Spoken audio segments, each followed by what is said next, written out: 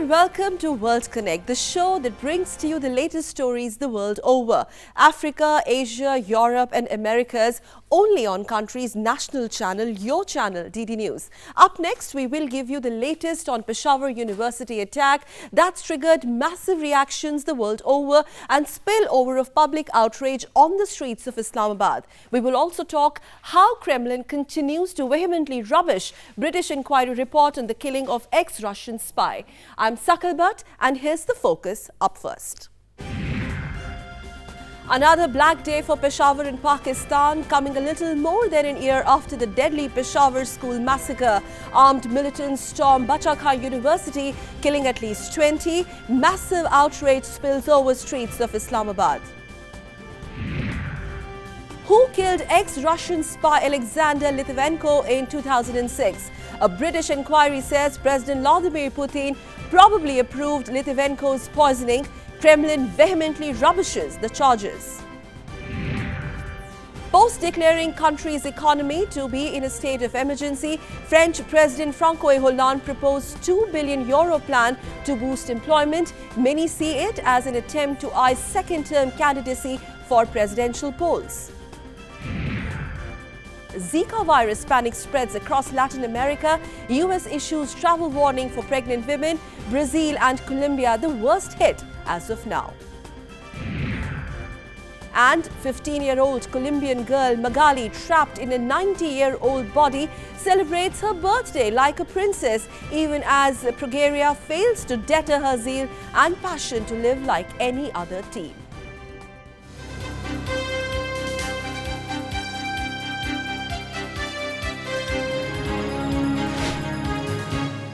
We begin with the latest from trouble-torn Pakistan, where the classroom was on target again.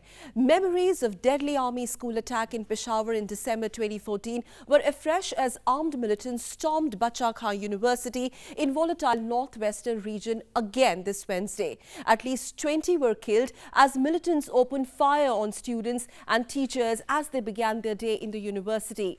The attack once again puts in question Pakistan government's claims of nationwide steps to check terrorism.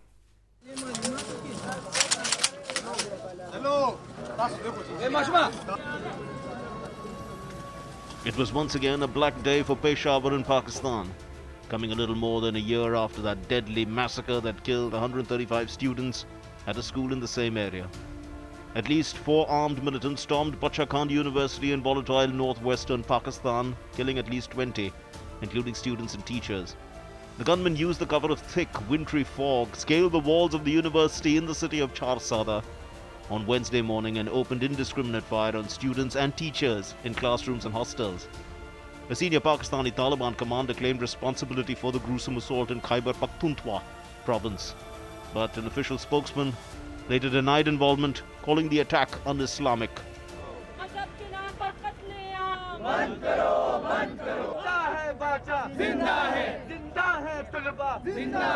As the attack shook the country, angry residents demonstrated in Islamabad against the dastardly Peshawar attack on the official day of mourning. Flags flew at half-mast on government buildings in Pakistan. Dozens of members of the Muslim-Christian Unity Group also joined the demonstrations as a mark of solidarity and held a candle vigil for the victims of the university attack. These people think that by murder and massacre, the gates of heaven will be open to them. The way to defeat them is not by throwing bombs on North Waziristan, even if that might be necessary, but the way is to defeat this kind of thinking. Vowing an equally ruthless and befitting response to the assault, Pakistani Prime Minister Nawaz Sharif immediately ordered security forces to hunt down those behind the attack. The army said it had concluded operations to clear the campus 6 hours after the attack began, and that 4 gunmen were dead and they had obtained sufficient leads. ये हमलावर कौन थे? कहां से आए? We are in possession of sufficient information confirming who the attackers were, where they came from, who prepared them, who supported them, who sent them, and who made them reach here, and who was behind the attack. के बारे में काफी हद तक information हमारे पास अभी इकट्ठी हो चुकी है, एस्टैब्लिश हो चुकी है. The recent pattern of the Pakistani Taliban striking educational institutions and executing students and teachers has evoked massive international outrage and condemnation. A 2014 Peshawar school massacre, or Braveheart Malala Yousafzai defying the Taliban in Pakistan in 2012 at gunpoint, or the latest Charsada attack, the country continues to remain on edge. Chinese President Xi Jinping has outlined multi-billion-dollar investment plans for the wider West Asia. On his first visit to the region since he became China's president 3 years ago, Jinping announced that several steps will be taken to further enhance cooperation with Arab countries. He was speaking at an Arab League meeting in Cairo after arriving in Egypt from Saudi Arabia with Iran as a next destination. While the Chinese president was in Riyadh, the two countries agreed to lift their bilateral ties to a comprehensive strategic partnership. He also signaled support for Yemen's government, which is fighting an Iran-allied militia, and repeated a call for a peaceful settlement in Syria. Around 1,510 members from Vietnam's 63 provinces, ministries and other party organizations have converged in the Vietnamese capital Hanoi to propose country's next leadership. And here's how they do it. Vietnam is all set for a new political transition. The 12th Congress meet is underway in capital Hanoi to select a new set of leaders for the next 5 years. During the 8-day meet, around 1,510 members from Vietnam's 63 provinces, ministries and other party organizations will propose the name of the next president, prime minister and the party's general secretary. Constitutionally, the Communist Party is given power to run the country. It names a new set of leaders every 5 years with utmost secrecy. The delegates of the meet will elect a new central committee, and this committee in turn will select a 16-member Politburo from among its ranks. From the Politburo, a general secretary, prime minister and president will be nominated. The general secretary will then need an approval from the Congress, while the prime minister and president will have to be approved by the National Assembly in 6 months' time. Party sources report that Premier Nguyen Thanh Dung, widely credited with driving a recent wave of economic liberalization, has been omitted from nominations for the key leadership posts. Reviewing the implementation of resolutions passed by the previous Congress and evaluating the execution of last term's party regulations are also on the agenda of the week-long meet. The result of this week's Congress will also decide the future of Vietnam's relations with key partners, including the US and China.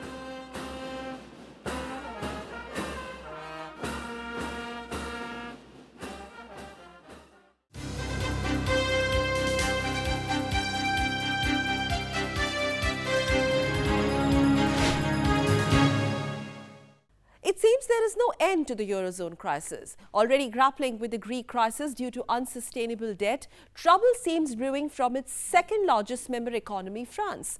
Weak German and French industrial production figures indicate the hard data on the Eurozone economy is failing to live up to the more optimistic picture painted by the surveys. Les mesures que je viens de présenter représentent un effort budgétaire significatif. As he declared the country's economy to be in a state of emergency, French President François Hollande proposed a €2 billion plan to boost employment. Many feel that the announcement has more political than economic meaning as he eyes candidacy for presidential polls next year. But statistics do paint a picture that concerns many. Unemployment in France has surged to an 18-year high of 10.6%. Since Hollande's election, an estimated 650,000 people have either lost their jobs or failed to get one.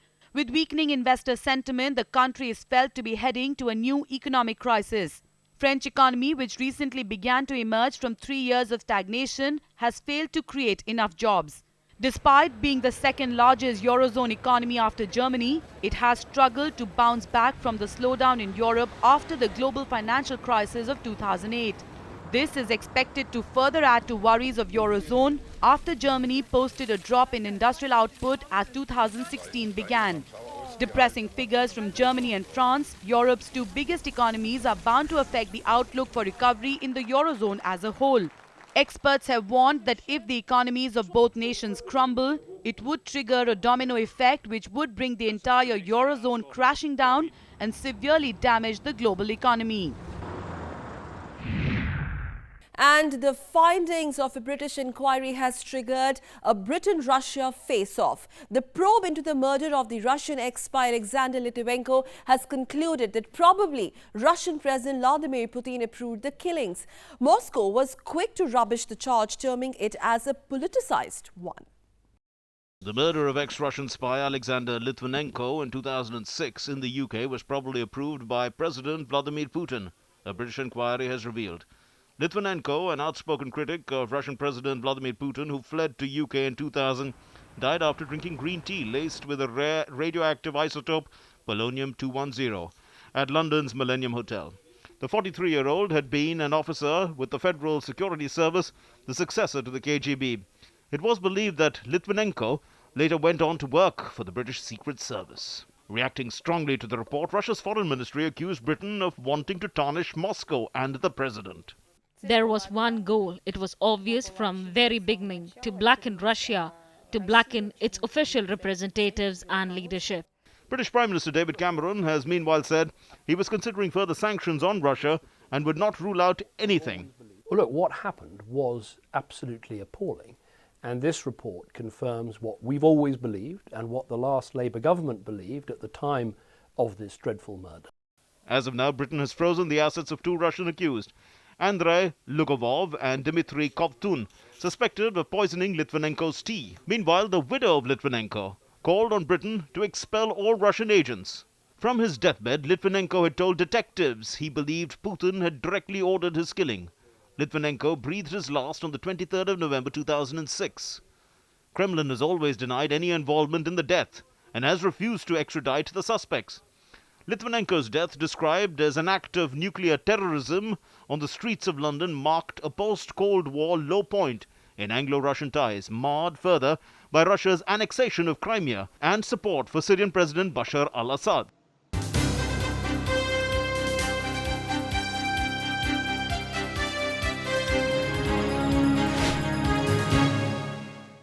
The new report on an outbreak of dengue fever in Hawaii may foreshadow how Zika virus infections could play out in the United States. Zika virus is now sweeping rapidly through South and Central America and the Caribbean, forcing U.S. to issue travel alerts. The U.S. Centers for Disease Control and Prevention has issued a travel advisory to pregnant women, urging them to avoid traveling to Latin America and Caribbean countries which are witnessing the worst Zika virus outbreak. The advisory comes as reports suggest that the virus is linked to microcephaly, a serious and often fatal birth defect in which the fetal brain fails to develop properly. We are quite concerned about the potential complications to the fetus of Zika virus infection of pregnant women. In Brazil, there have been 3,893 cases of microcephaly since authorities began investigating the surge in cases in October last year. Brazil has been battling the largest Zika outbreak yet, and officials fear over 1 million people might be infected. Colombia comes in second in the number of reported Zika virus cases. 13,500 people are infected, and authorities warn that the numbers could rise up to 7 lakh. Other than Brazil and Colombia, the Level 2 travel alert has been issued for El Salvador, French Guiana, Guatemala, Haiti, Honduras, Martinique, Mexico, Panama, Suriname, Venezuela, and Puerto Rico. The disease is caused by a virus transmitted by Aedes aegypti mosquito, the same mosquito that transmits dengue, chikungunya, and yellow fever. It was first identified in Uganda in 1947 in rhesus monkeys and was subsequently identified in humans in 1952 in Uganda and the United Republic of Tanzania. Zika virus can cause fever, rashes, joint pain, and conjunctivitis, with symptoms usually lasting under a week. There is no specific treatment or vaccine currently available.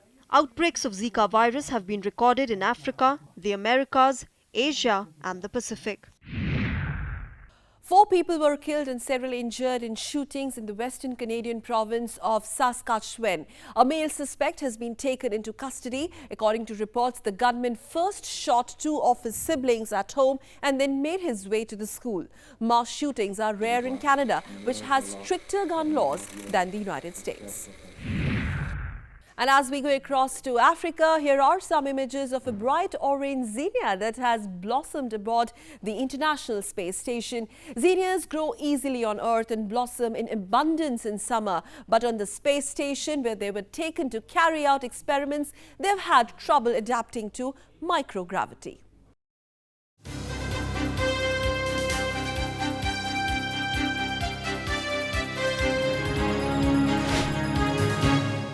In a landmark ruling, Zimbabwe's top court has outlawed marriage for anyone under the age of 18. The decision has been hailed by activists as a major way forward towards ending child marriage. The Constitutional Court in Harare issued its decision after a case was brought by two women who suffered poverty and a lack of education after being forced into child marriages.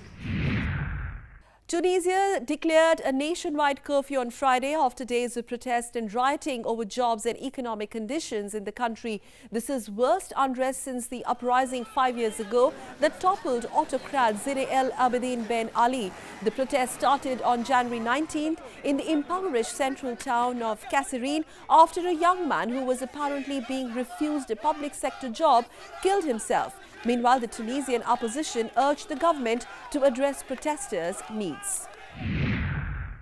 With the swipe of a smart card, water comes out instead of cash. Once the card has been placed in the ATM and the customer keys in the amount of water he or she wants, the water then automatically flows out from the dispenser to the container. This is a unique system designed to provide cheaper and cleaner water to people in Nairobi.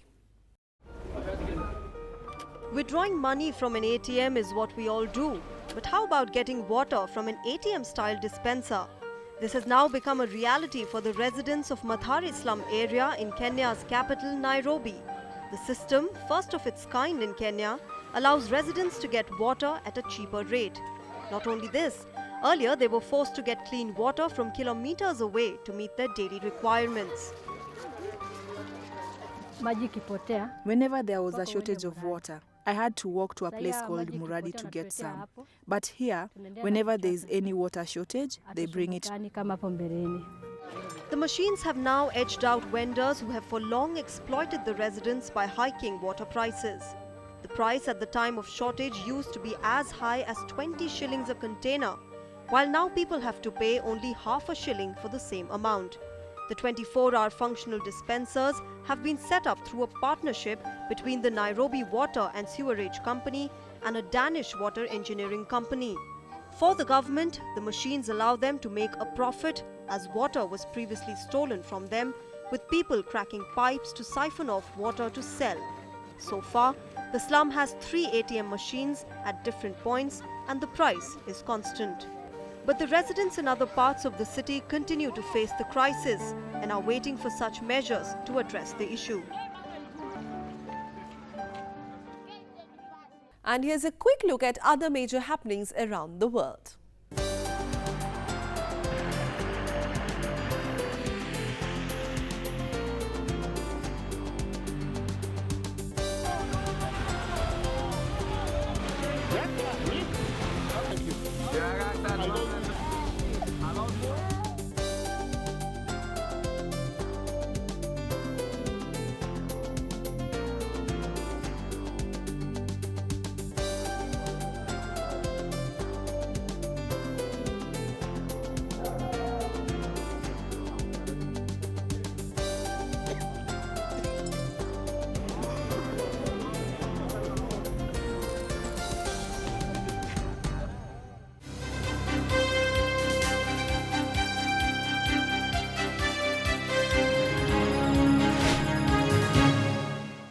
Hollywood actor Will Smith has pulled out of next month's Academy Awards over the lack of diversity among nominees, and Jennifer Lopez continues to stun her fans. All this and much more up next.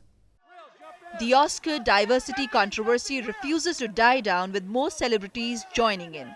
Actor Will Smith and his wife, actress Jada Pinkett Smith, have announced to stay away from the 88th Academy Awards ceremony. Director Spike had also said he would not be attending the Oscar ceremony in February. Controversy hit the Oscar nominations last week with allegations of lack of diversity in nominations. Amid Oscar diversity debate going on, the Sundance Film Festival opened in the mountains of Utah this week. The annual gathering will shine the spotlight on some 120 independent features, many by newcomers. This year, the festival has received over 4,000 submissions for feature films, of which 98 were approved by world premiere slots. The festival runs through January 31. Jennifer Lopez kicked off her headlining show Las Vegas residency at Planet Hollywood on Wednesday.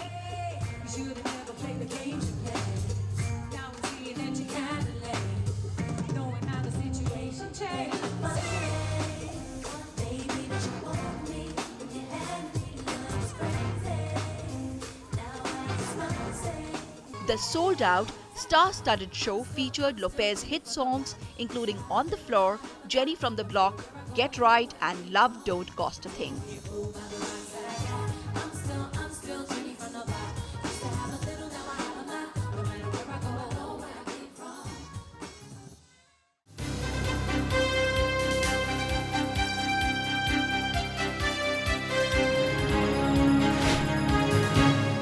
Poland's Wrocław braved the cold to launch Cultural Capital of Europe 2016. Also known in German as Breslau, the inhabitants of this Polish town are now retelling their history through culture. 2016 brings a historic moment for the city of Wrocław as it becomes a European culture capital. Poland's fourth largest city with a population of 630,000, Wrocław is an industrial centre and university town. Its complex identity spans a millennium and includes a myriad of influences. It has been a symbol of Polish-German reconciliation. The city's honour comes at a time when relations between Poland and Germany, both EU and NATO members, are strained over controversial legislations in Poland. The new conservative government in Warsaw has enacted laws giving it control over the country's top court and public broadcasters. Formerly known as Breslau and part of Germany before the end of World War II, 70% of the city was flattened by Soviet Union in 1945. As most of the German residents left after the war ended, Wrocław was mainly repopulated by Poles from the city of Wow, which became Ukraine's Lviv after the war. It also drew Jews and Greek immigrants. The city's Jewish community is now one of the country's most dynamic.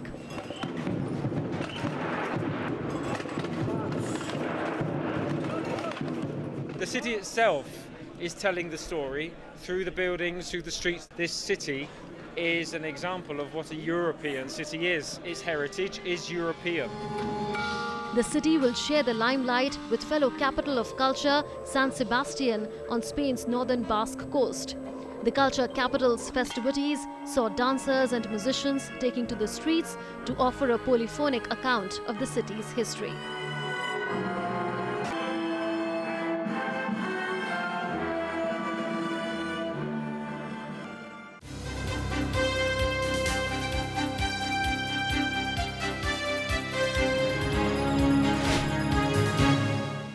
In Human Touch, we bring to you the story of Magali Gonzalez Serra, who is suffering from a rare fatal genetic condition characterized by accelerated aging in children. She is all of 15.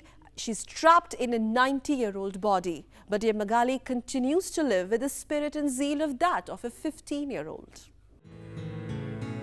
A little dash of pink, a bit of gloss, and a pretty dress. On her 15th birthday, Magali Gonzalez Sierra's family wanted their young girl to look every bit a princess. Suffering from Hutchinson-Gilford progeria syndrome, a fatal genetic condition characterized by accelerated aging in children, Magali's life is unlike the girls her age. She is a 15-year-old trapped in a 90-year-old body. Wheelchair-bound, extensively dependent on medication, Magali, a native of Colombia, has surprised even her doctors, surpassing the normal lifespan of 13 years. A rare instance for a child suffering from the disorder. First signs of Magali's condition started to show when she was 10 months old. Her skin hardened and became increasingly papery. And over time, she started losing all of her hair, including eyelashes and eyebrows. Stiffness of joints, hip dislocation, cardiovascular disease and stroke are some other symptoms associated with the condition. Despite the odds, Magali did not shy away from celebrating her big day. She did it grand, like the way girls in Latin America do, with a big quinceañera bash. Well, this brings us to the end of this edition of World Connect. Do send your feedbacks. You can write to us. Our email ID is worldconnect.ddnews@gmail.com. You can also follow us on Facebook. But before we leave, here are some very interesting images of a wedding haka. The family of a groom performed a dramatic haka at his wedding, leaving the bride moved to tears before joining in the performance. Haka are traditional war dances performed by Maoris, the native people of New Zealand. The haka performed at the wedding tells the story of a father encouraging his son to overcome problems. This video has now gone viral, leaving everyone amazed. You enjoy these visuals? Thanks for watching. We will be back next week. Namaskar.